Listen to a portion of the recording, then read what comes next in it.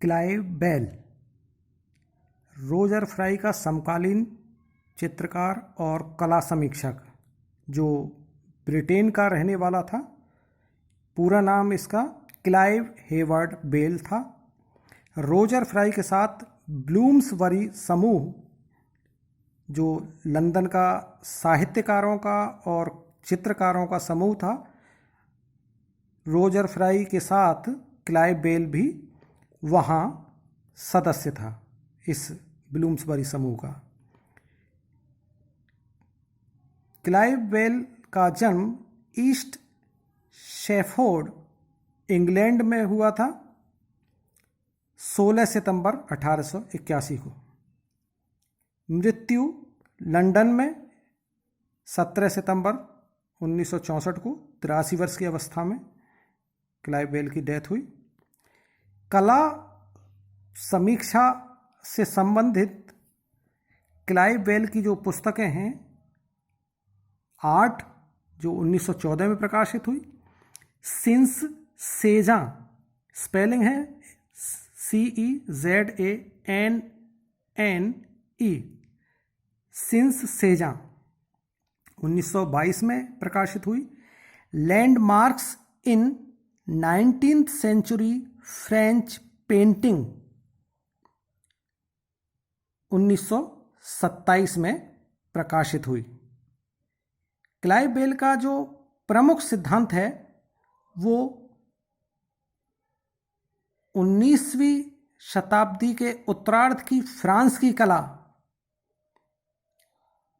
जिसे उत्तर प्रवाहवादी नाम से फ्रांस में जाना जाता है, और रोजर फ्राई ने भी इस कला को प्रभाववाद के बाद जो कला विकसित हुई फ्रांस में, उसे उत्तर प्रभाववाद नाम दिया। और उत्तर प्रभाववाद की गतिविधियों का और कला के विचारों का प्रचार प्रसार रोजर फ्राई और क्लाइव बेल ने साथ साथ किया। इन लोगों ने उत्तर प्रभाववादी तकनीक और उसकी विचारधारा को लेकर के यहाँ ब्रिटेन में चित्रण कार्य शुरू किया, और दूसरे चित्रकारों को भी अपने साथ जोड़ा और उनकी प्रदर्शनियाँ की। इसी से संबंधित इसी से संबंधित जो कला पुस्तक है क्लाइव बेल की, वो लैंडमार्क्स इन 19th सेंचुरी फ्रेंच पेंटिंग। तो ये जो पुस्तक है उत्तर प्रभाववादी चित्रकारों की उपलब्धियों से संबंधित है। और सिंस सेजां जो पुस्तक है, सेजा नाम का जो फ्रेंच चित्रकार था वो भी उत्तर प्रभाववादी चित्रकार था। तो इन दोनों चित्रकारों और कला समीक्षकों रोजर फ्राई और क्लाइव बेल, दोनों उत्तर प्रभाववाद की उस कला से प्रभावित थे जो चित्रकला के संगठनात्मक तत्वों का मतलब दृश्य कलाओं के मूल तत्व, रूप, रंग, आकार, तान, पोत, अंतराल, ये तो उत्तर प्रभाववादी कला की एक शाखा केवल रूपाकारों और रंगों के प्रभावों का अध्ययन कर रही थी। विषय वस्तु के रूप में ये चित्रकार कोई न कोई दृश्य, ग्रामीण दृश्य, पहाड़ी दृश्य या आदिवासी महिलाओं के चित्र, किसी जुआ खाने, शराब खाने के दृश्य को अपनी सामग्री के रूप में, विषय वस्तु के रूप में लेते थे। लेकिन उनके लिए विषय वस्तु और दृश्य महत्वपूर्ण नहीं था। वो इन आकृतियों के माध्यम से रूपों की जो अभिव्यंजनात्मक क्षमता है, सौंदर्यात्मक क्षमता है, उसका अध्ययन कर रहे थे। तो इन्हीं में सबसे महत्वपूर्ण चित्रकार सेजां था, जो 19वीं शताब्दी के उत्तरार्ध में और 20वीं शताब्दी के प्रारंभ में महत्वपूर्ण चित्रकार था फ्रांस का। क्लाइव बेल की पत्नी भी चित्रकार और डिजाइनर थी। उसका नाम वनेसा बेल था। डिजाइनर के रूप में वो वेशभूषा को डिजाइन करती थी। उसकी जैकेट्स डिजाइन बहुत पसंद किए जाते थे उस समय। तो ये भी ब्लूम्सबरी समूह, जो कलाकारों का और साहित्यकारों का समूह था जो लंदन में कार्यरत था, उसकी संस्थापक सदस्य थी। क्लाइव बेल ने रोजर फ्राई के साथ इंग्लैंड में उत्तर प्रभाववादी कला और उसकी विचारधारा का प्रचार प्रसार किया। बेल ने ट्रिनिटी कॉलेज से ग्रेजुएशन किया। 1902 में वह कला के अध्ययन के लिए पेरिस भी गया, क्योंकि इस समय पूरे यूरोप में कला की, आधुनिक कला की गतिविधियों का प्रमुख केंद्र पेरिस, जो फ्रांस की राजधानी है, वो था। गतिविधियों का प्रमुख केंद्र पेरिस था। पूरा यूरोप पेरिस की गतिविधियों की तरफ नज़र बनाए हुए रखता था कि वहाँ कब क्या नया चित्रकला और मूर्तिकला के क्षेत्र में हो रहा है। तो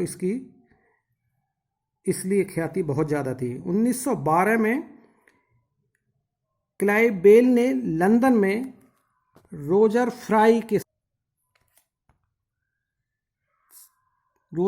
के साथ में क्लाइव बेल ने 1912 में उत्तर प्रभाववादी कलाकारों की प्रदर्शनी आयोजित की। दोनों के कला और सौंदर्य संबंधी विचार भी एक जैसे थे। कला समीक्षा संबंधी क्लाइव बेल का सिद्धांत थ्योरी ऑफ सिग्निफिकेंट फॉर्म, अर्थात सार्थक रूप का सिद्धांत के नाम से जाना जाता है। बेल ने अपने इस सिद्धांत का प्रतिपादन अपनी पुस्तकों आर्ट सिंस सेजा में किया है। क्लाइव बेल का सिद्धांत, जिसे सार्थक रूप का सिद्धांत कहा जाता है, इसे समझने के लिए देखें कि क्लाइव बेल का सार्थक रूप का सिद्धांत theory of significant form Roger fry के रूपवादी सिद्धांत थ्योरी ऑफ फॉर्मलिज्म के समान है। दोनों ही मर्मज्ञों ने चित्रकला, विशेषकर 19वीं शताब्दी के उत्तरार्ध एवं 20वीं शताब्दी के प्रारंभ में फ्रांस में विकसित उत्तर प्रभाववादी कला को आधार मानकर अपने विचार प्रस्तुत किए हैं। अब ये रूपवादी कला या कलावादी सिद्धांत, ये ऐसे सिद्धांत हैं जो दृश्य कलाओं में, चित्रकला में रूप और आकार को ही सर्वाधिक महत्व देते हैं। कलाकृति की अंतर्वस्तु और किसी और चीज को ये महत्व नहीं देते। सर्वाधिक महत्व ये रूपवादी सिद्धांत और सार्थक रूप का जो सिद्धांत है, ये कलाकृतियों में जो रूपाकार होते हैं, जो रंगों और रेखाओं से बने होते हैं, उनको सबसे ज़्यादा महत्व देते हैं। इसीलिए इन्हें रूपवादी सिद्धांत या कलावादी सिद्धांत या थ्योरी ऑफ सिग्निफिकेंट फॉर्म कहा जाता है। यद्यपि बेल के कला सिद्धांत के आधार पर प्रागैतिहासिक काल की कला से अद्यतन युग तक की, आज तक के युग तक की दृश्य कलाओं की समीक्षा की जा सकती है, वस्तुतः बेल का सिद्धांत उन सभी कलाओं, वस्तुओं तथा अनुभवों से संबंधित है जिनसे एस्थेटिक इमोशंस जागृत होते हैं। अब दो टर्म आपके सामने आई हैं, सिग्निफिकेंट फॉर्म और दूसरा है एस्थेटिक इमोशंस। इनको समझना बहुत आवश्यक है। इन पर ही क्लाइव बेल का सिद्धांत टिका हुआ है। इसको समझने के लिए हम आगे चलते हैं। अपने रूपवादी, कलावादी अथवा सार्थक रूप के सिद्धांत का प्रतिपादन क्लाइव बेल ने प्रमुख रूप से अपनी पुस्तक आर्ट में किया है, जो 1914 में प्रकाशित हुई थी। इस सिद्धांत को रूपवादी और कलावादी, जो बड़ी टर्म है, उसके नाम से भी जान सकते हैं, लेकिन स्पेसिफिक तरीके से, स्पेसिफिक रूप में बेल के सिद्धांत को सार्थक रूप का सिद्धांत नाम दिया गया है।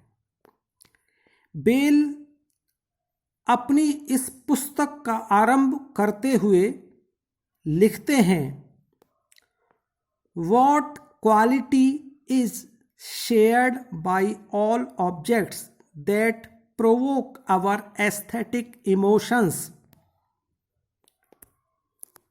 वो अपनी पुस्तक को प्रारंभ करते हुए ये प्रश्न उठाते हैं कि ऐसी कौन सी क्वालिटी है, ऐसी कौन सी विशेषता है सभी कलाकृतियों में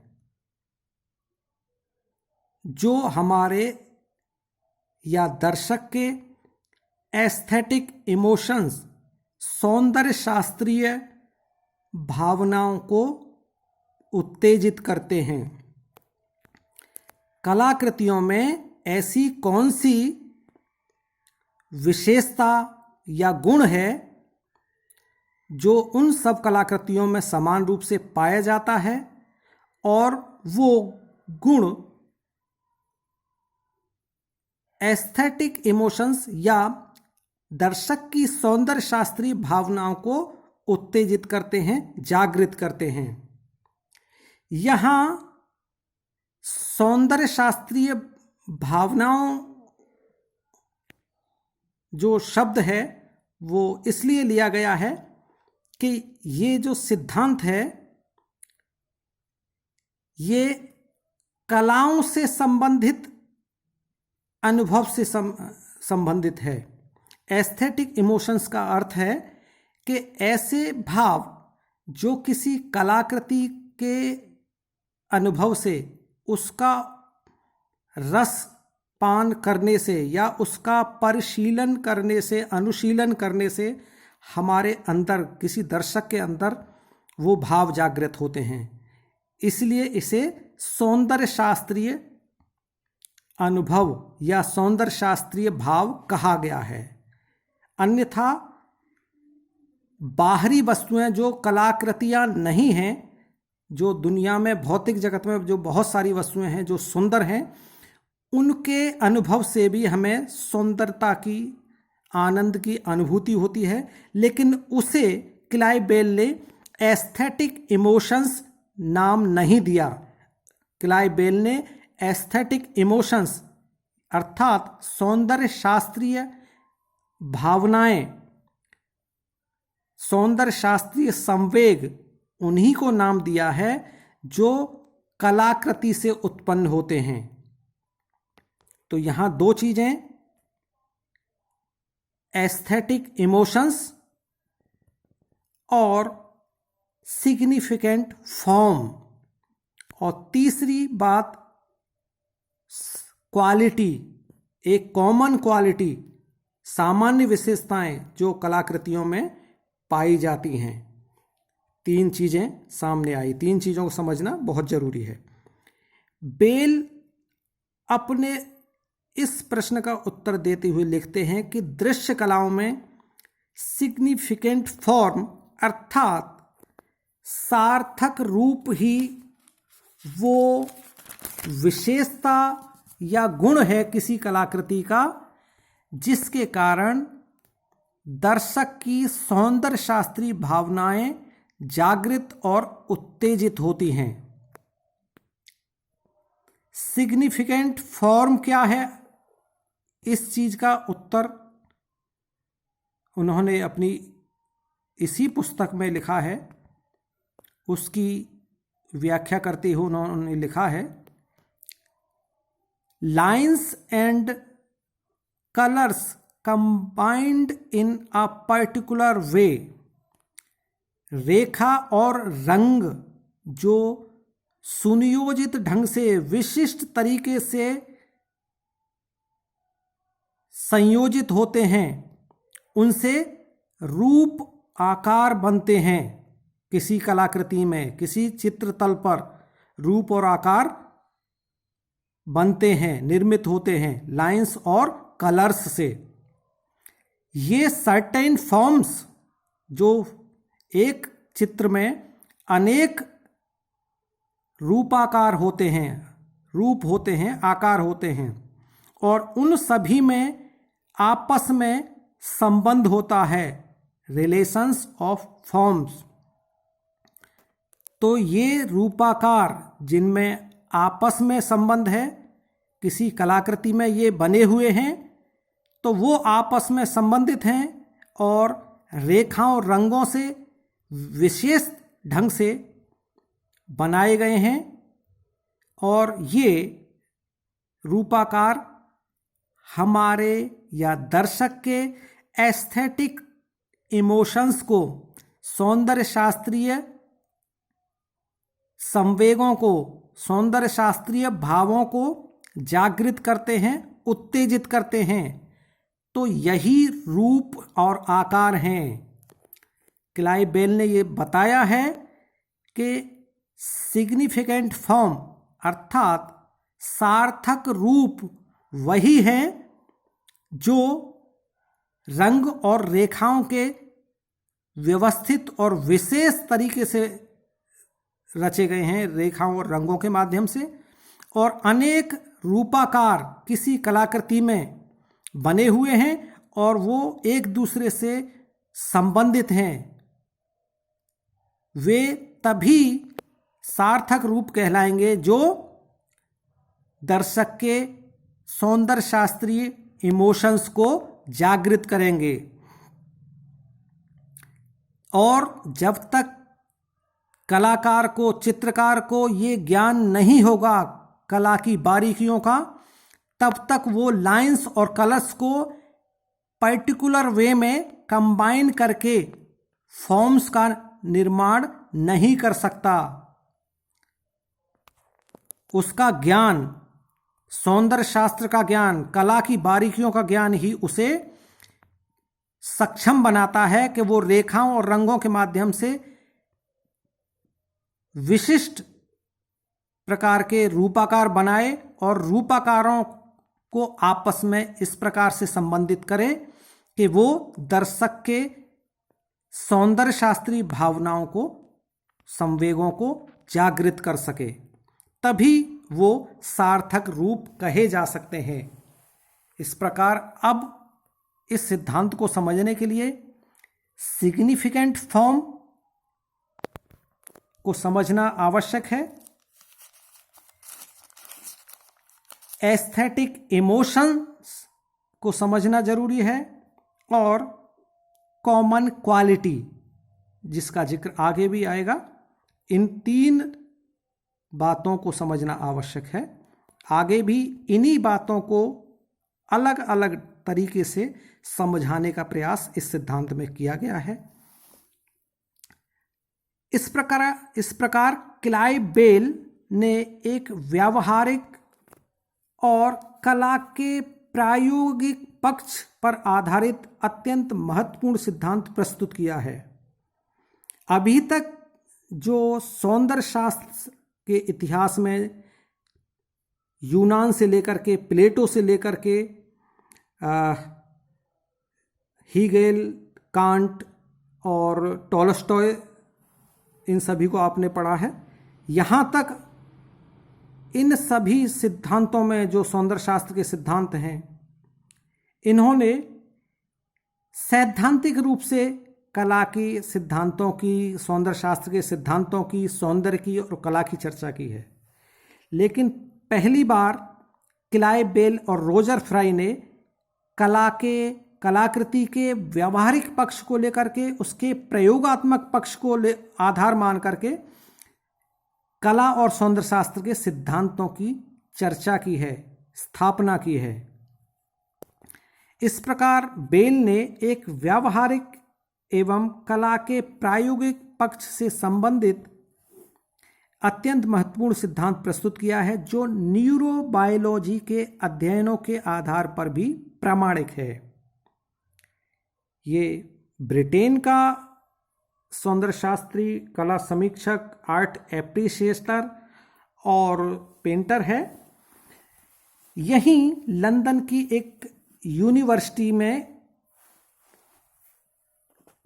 न्यूरोलॉजी विभाग के प्रोफेसर ने इसके जो सिद्धांत हैं, सार्थक रूप का सिद्धांत, उसका अध्ययन न्यूरोबायोलॉजी के अध्ययनों के आधार पर भी किया है।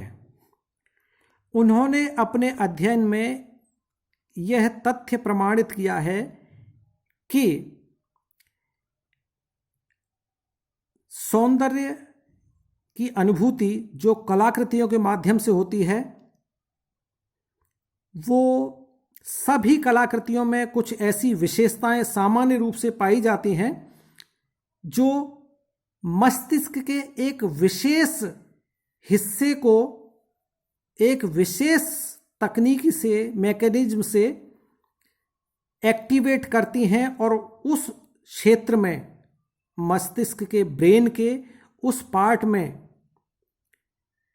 सौंदर्य की अनुभूति, आनंद की अनुभूति होती है। ये उन्होंने न्यूरोबायोलॉजी के अध्ययनों के आधार पर इस चीज को प्रमाणिक किया है, सिद्ध किया है। सौंदर्य शास्त्र के प्रायः सभी सिद्धांत सौंदर्य शास्त्रीय अनुभव या सौंदर्य शास्त्रीय आनंद, जिसे एस्थेटिक एक्सपीरियंस या एस्थेटिक ब्लिस कहा जा सकता है, इन्हीं अनुभवों को, सौंदर्य शास्त्रीय अनुभव को सर्वोपरि मानते हैं। इन सभी सिद्धांतों में सौंदर्य शास्त्रीय अनुभव या आनंद का आधार रहस्यवादी ईश्वरीय सत्ता, विरेचन, आंतरिक भावनाओं, बौद्धिकता, नैतिकता, गणितीय सिद्धांत, विषय वस्तु आदि को इसका आधार माना गया है। क्लाइव बेल और रोजर फ्राई से पहले जो सौंदर्य शास्त्री हुए हैं, उन्होंने सौंदर्य शास्त्रीय अनुभव के लिए जिम्मेदार जिस चीज को ठहराया है, उनमें किसी सौंदर्य शास्त्री ने ईश्वरीय सत्ता को कलात्मक या सौंदर्य शास्त्रीय आनंद के लिए आधार बताया है, किसी ने विरेचन को आधार बताया है, किसी ने आंतरिक भावनाओं को, किसी ने बौद्धिक, नैतिक या गणितीय सिद्धांतों को, या किसी ने विषय वस्तु को महत्व प्रदान किया है कि इनके माध्यम से सौंदर्य शास्त्रीय अनुभव दर्शक को होते हैं। लेकिन क्लाइव बेल ने सर्वप्रथम पहली बार कला के प्रायोगिक पक्ष को महत्व देते हुए रंग रेखाओं के सुव्यवस्थित संयोजन के परिणाम स्वरूप रचित सार्थक रूप, जो रूपाकार कलाकृति के संयोजन के परिणाम स्वरूप आकार लेते हैं, जो रूप, उनको सौंदर्य शास्त्रीय अनुभव का एकमात्र आधार माना है। इसीलिए क्लाइव बेल के सिद्धांत को थ्योरी ऑफ सिग्निफिकेंट फॉर्म नाम दिया गया है। क्लाइव बेल ने सर्वाधिक महत्व रूपाकारों को दिया है, सार्थक रूपाकारों को दिया है, जो किसी कलाकृति में मौजूद रहते हैं। वो कलाकृति चाहे एब्स्ट्रैक्ट पेंटिंग हो, पोर्ट्रेट हो, लैंडस्केप पेंटिंग हो, क्रिएटिव कॉम्पोजिशन हो, कुछ भी हो, उसमें सामान्य रूप से कुछ विशेषताएं ऐसी होती हैं जो दर्शक के एस्थेटिक इमोशन को, एस्थेटिक एक्सपीरियंस को उत्तेजित करती हैं, जागृत करती हैं। उसकी जो सौंदर्य की भूख है उसको शांत करती हैं। तो क्लाइव बेल ने इसे रूपाकारों से संबंधित किया है।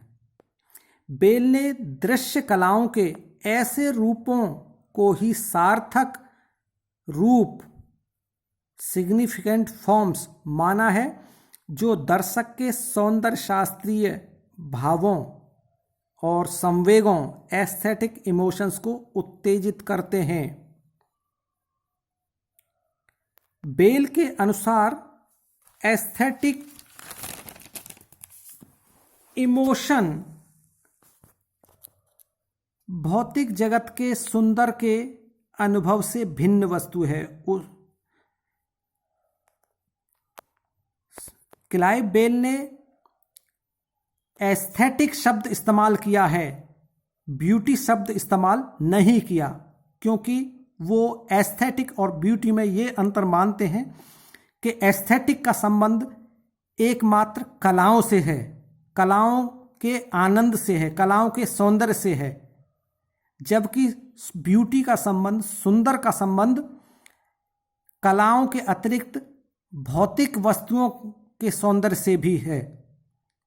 इसलिए वो सुंदर और सौंदर्य शास्त्रीय शब्द में अंतर करके चलते हैं, और वो ऐसे रूपाकारों को ही सौंदर्यात्मक रूपाकार या सार्थक रूपाकार कहते हैं जो कलाओं से संबंधित हैं, जो कलाओं के रूपाकार हैं।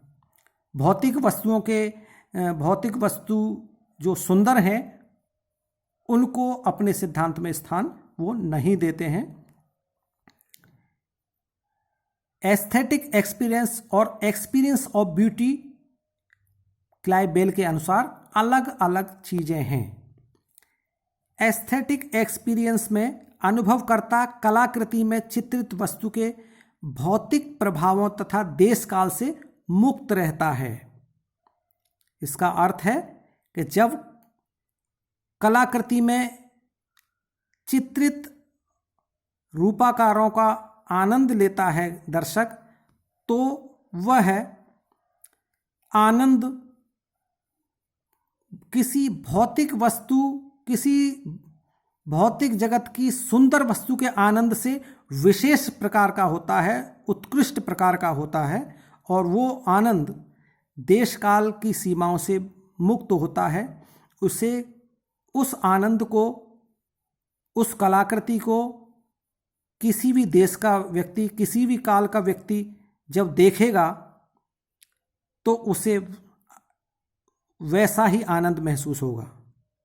जबकि भौतिक जगत की सुंदर वस्तुओं का आनंद और उन वस्तुओं की सुंदरता देश काल की सीमा में बंधी हुई होती हैं, उनका रूपाकार बदल जाता है। क्लाइव बेल के अनुसार दृश्य कलाओं की सभी कलाकृतियों में कुछ सामान्य गुण या विशेषताएं अवश्य होती हैं। सामान्य गुण की बात भी अत्यंत महत्वपूर्ण है इस सिद्धांत में।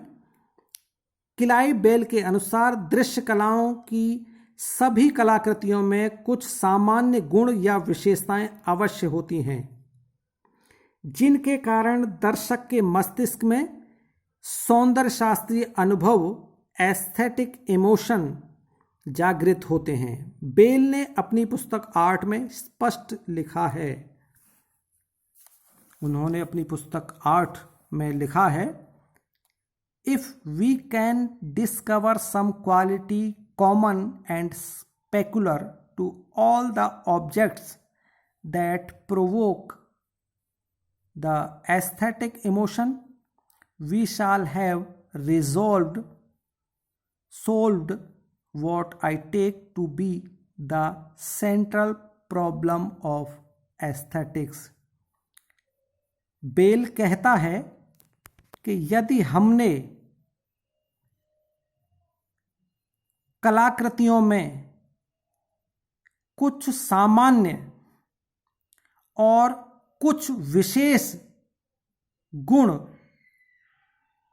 खोज लिए हैं जो दर्शक के सौंदर्य शास्त्रीय संवेगों को जागृत करते हैं, तो हम सौंदर्य शास्त्र की सभी प्रमुख समस्याओं का समाधान कर लेते हैं। इसका अर्थ है कि क्लाइव बेल के अनुसार सभी कलाकृतियों में, वो चाहे प्रागैतिहासिक काल की कलाकृति हो, लोक कला हो, आदिम कला हो, आधुनिक कला हो, शास्त्रीय युग की कला हो, रेनेसा पीरियड की कला हो, अमूर्त कला हो, किसी प्रकार की कला हो, उस कलाकृति में कुछ सामान्य विशेषताएं होती हैं और कुछ विशेष गुण होते हैं। जो सामान्य विशेषताएं होती हैं वही क्लाइव बेल के अनुसार सार्थक रूप हैं। क्लाइव बेल के अनुसार कलाकृति किसी भी प्रकार की हो, किसी भी युग की हो, उसमें सार्थक रूप अवश्य होते हैं और कलाकृति के सार्थक रूप, सिग्निफिकेंट फॉर्म्स ही उस कलाकृति को मूल्य प्रदान करते हैं, उसकी श्रेष्ठता निर्धारित करते हैं। और उसके जो विशेष प्रकार के गुण हैं वो आपस में कलाकृतियों में अंतर कर पाते हैं। लेकिन क्लाइव बेल के अनुसार सबसे महत्वपूर्ण चीज कॉमन क्वालिटी ऑफ पेंटिंग्स है। कलाकृतियों की जो सामान्य विशेषताएं हैं वो सबसे अधिक महत्वपूर्ण हैं।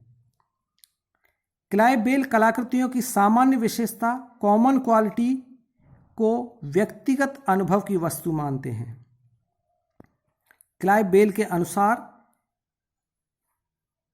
कॉमन क्वालिटी, किसी कलाकृति की सामान्य विशेषता, वो व्यक्तिगत अनुभव की चीज है। दर्शक उसको व्यक्तिगत अनुभव करता है, ये आत्मगत वस्तु है। किंतु क्लाइव बेल इसे व्यक्ति के ज्ञान, संस्कृति और पुराने अनुभवों से मुक्त मानते हैं। कॉमन क्वालिटी, सार्थक रूपों को ज्ञान, संस्कृति और पुराने अनुभवों से मुक्त मानते हैं। क्लाइव बेल की सामान्य विशेषता को एस्थेटिक इमोशंस के स्रोत से भी अप्रभावित मानते हैं। क्लाइव बेल कलाकृतियों की जो सामान्य विशेषता है, कॉमन क्वालिटी है, उसे एस्थेटिक इमोशंस के स्रोत से भी अप्रभावित मानते हैं। इसका अर्थ है कि कलाकृतियों में जो सामान्य विशेषताएं हैं वो इस चीज से भी अप्रभावित रहती हैं कि वो एस्थेटिक इमोशंस जागृत करती हैं। और एस्थेटिक इमोशन का स्रोत क्या है, जागृत किससे हो रहे हैं? किसी दृश्य चित्र से जागृत हो रहे हैं एस्थेटिक इमोशंस, किसी व्यक्ति चित्र से हो रहे हैं, क्रिएटिव पेंटिंग से हो रहे हैं, या अमूर्त चित्र से हो रहे हैं। इसका भेद किए बिना सामान्य विशेषताएं किसी रूप की होती हैं, कलाकृति की होती हैं, वो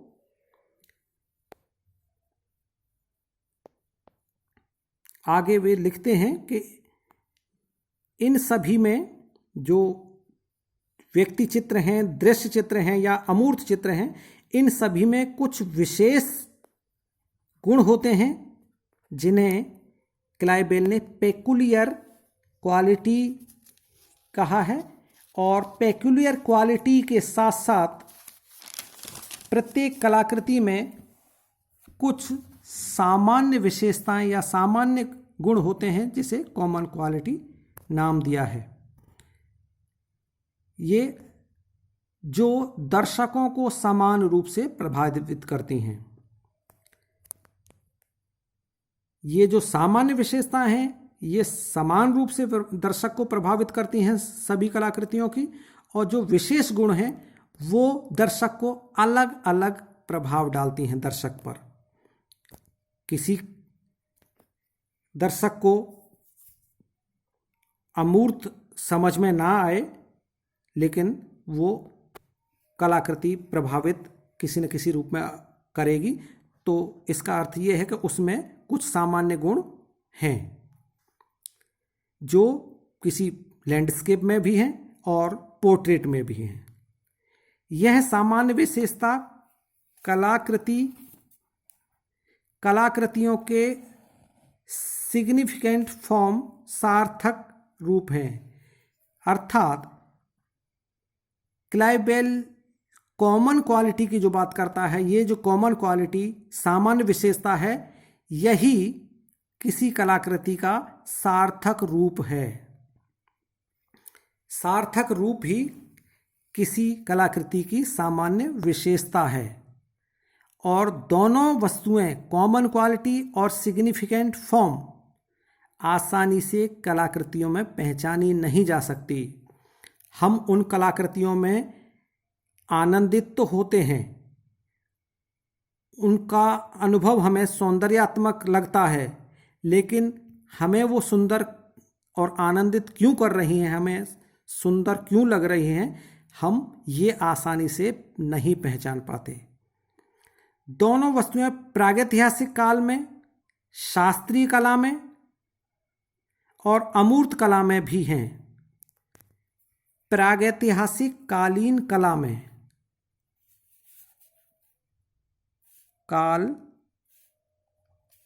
प्रागैतिहासिक काल की कला में, प्रागैतिहासिक काल की कला में भी हैं ये दोनों वस्तुएं, एस्थेटिक इमोशन, सिग्निफिकेंट फॉर्म और कॉमन क्वालिटी। प्रागैतिहासिक काल की कला में भी हैं, शास्त्रीय कला में भी हैं, अमूर्त कला में भी हैं। जितने भी प्रकार की जो श्रेष्ठ कलाकृतियां हैं, उन सभी में ये दोनों चीज़ें पाई जाती हैं। इनकी मात्रा सभी में असमान हो सकती है।